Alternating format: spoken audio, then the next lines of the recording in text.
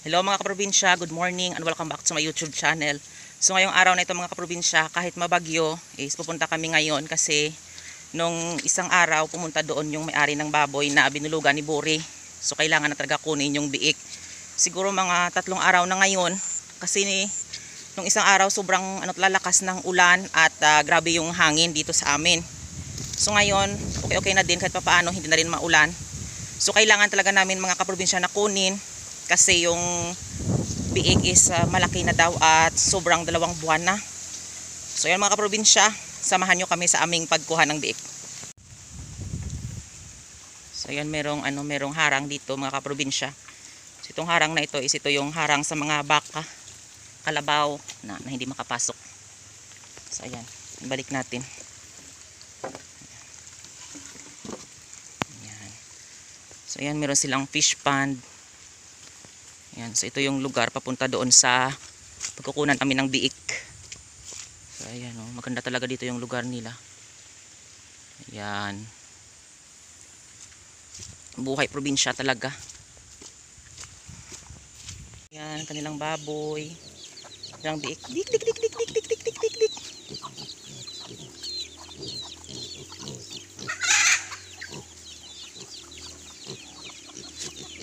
Marami silang manok. Ayan. So native yung kanilang mga manok. Ayan. Dik, dik.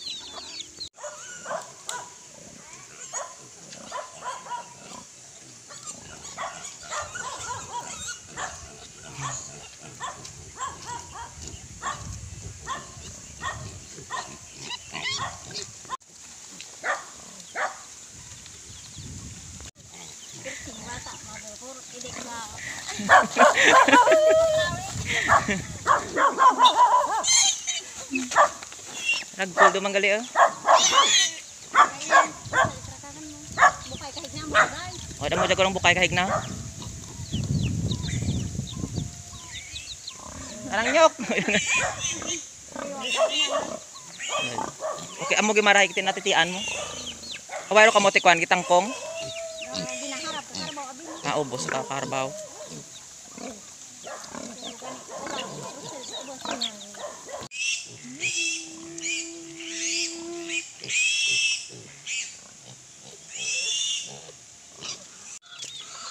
So yan, ito yung bahay na pinapahingahan nila. Meron sila ang mga native na manok. Yan.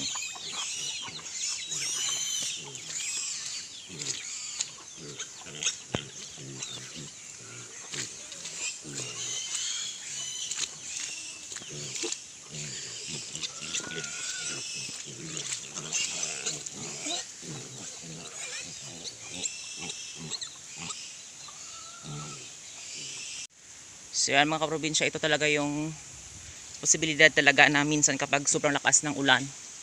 So yan merong landslide na mangyayari. Ayan. Na landslide. So ito konting sapa.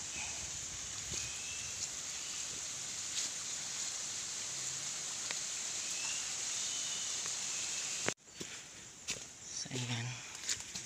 So ngayon mga kaprobinsya is 11:30. So ganito, madilim kasi dito kami ngayon sa ilalim ng mga puno ng kawayan. Tsaka hindi pa rin masyado maganda ngayon yung panahon. So ayan. So ganito kalayo yung kinunan. Kinuhaan namin ng biik. So kailangan talaga mga kaprobinsya na na kukunin kasi kawawa naman yung yung nag-alaga ng biik. Na siyempre araw-araw pinapakain niya. So dito talaga sa probinsya mahirap talaga kapag ngayon na 2 linggo na grabe yung lakas yung ulan. So pahirapan talaga kapag magkuha ng pagkain ng baboy. So ayan. So kahit nga ako nahirapan din ako mga kaprobinsya na minsan magpakain ng mga alagang baboy kasi sobrang putik. Tapos malakas yung ulan at minsan mahangin. Yan. So hindi na rin ako nag-problema ng ng pinapakain ko. So sila, grabe talaga yung hirap nila. Oh, ito pa yung daan papunta dito. Ito pa yung daan nila na papunta doon sa kanilang bahay. So minsan na tag 25 kilos na ipa ng mais yung buhat-buhat nila. At dito pa sila dadaan. Yan sobrang hirap kasi wala naman silang kalabaw na kukuha doon sa sa daan doon sa itaas.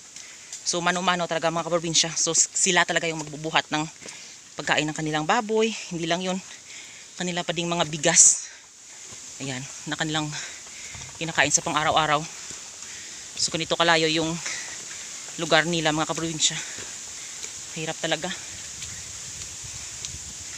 Pero okay na din mga kaprobinsya kahit papaano kapag hindi na rin maulan dito. Is maganda talaga yung lugar na ito. Kasi pwede ka mag-aalaga ng mga hayop doon, mga manok, ganyan. So wala kang kapitbahay.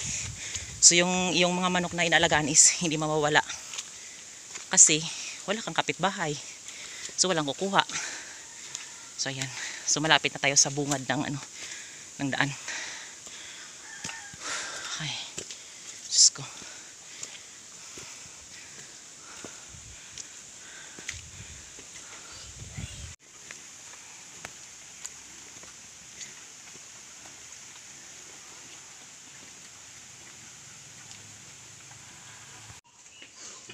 So ayan mga kaprobinsya, ito na siya. Ayan.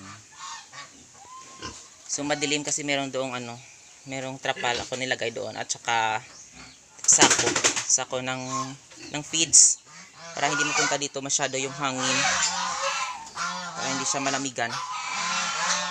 Ayan. So ito naman yung kulay brown. Ayan. Malapit na yung mga anak sa September.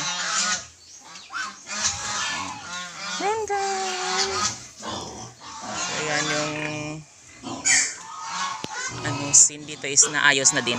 Ayan, kita nyo gibayan pero meron na ding bagong scene yun sa ibabaw. Ayan, pinayos na ni Tito.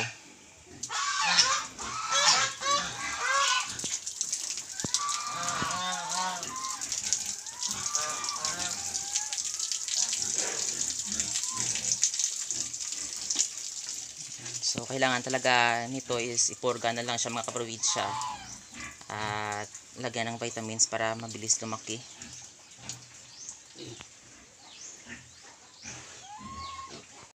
So ayan mga kaprobinsya, nakuha na namin doon at nadala na namin doon yung biik. So ngayon siguro mga 2 linggo na talaga yung malakas dito yung ulan sa amin mga kaprobinsya, na minsan nag-ulan siya ng mga 5 oras, maghupa, tapos balik na din. So mga ganyan talaga, siguro minsan mga 20 minutes, mga 30 minutes. Sobrang lakas minsan ng ulan dito mga kaprobinsya sa amin. So ngayon papahirapan talaga yung signal at saka yung kuryente dito sa amin mga kaprobinsya. Siguro mga 2 araw na nawalang walang kuryente, at 3 araw na nawalang signal dito sa amin mga kaprobinsya. So mahirap talaga mga kaprobinsya. So kailangan talaga mag-upload ako ng aking video, is pupunta pa talaga ako kung saan yung may signal na na portion ng lugar namin dito. So malayo pa doon pa yon sa kabila. So ayan mga kaprobinsya, maraming salamat sa walang sawang pagsusupport at panonood nyo sa aking YouTube channel. And don't forget to like, share, and subscribe to my YouTube channel. Thank you for watching and happy farming!